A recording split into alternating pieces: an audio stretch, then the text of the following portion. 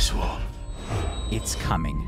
Not just the final reckoning for your favorite schemers and survivors, but the end of a show so successful, it changed what TV is and will be. I call it tentpole TV.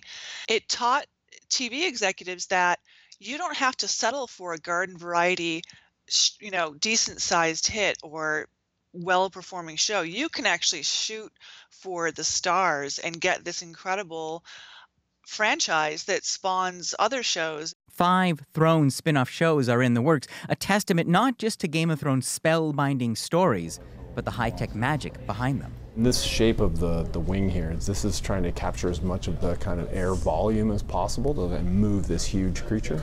Exactly.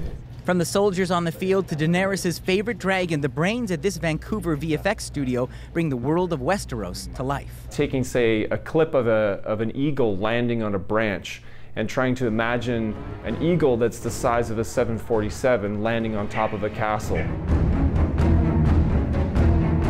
Those effects come at a price. Producers are reportedly spending $15 million an episode for the final season, setting a new standard for what audiences expect. We're always surprised by their ambition on a sequence basis, year after year, episode by episode. But I think it was less a surprise by that and more just a validation or interest in the value that visual effects can bring to a program like Game of Thrones. With the show drawing to a close, studios are pouring money into swords and sorcerers. A lot of TV broadcasters and commissioners are going for, let's do the wizard thing with scale and lizards and all these kinds of like fantasy elements.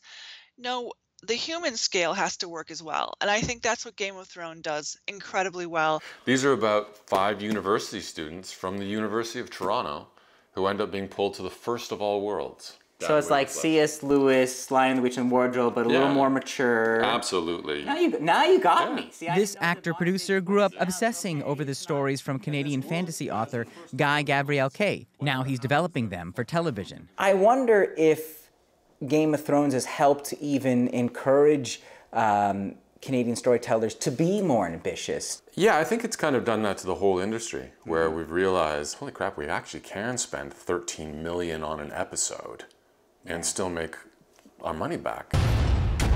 They're coming.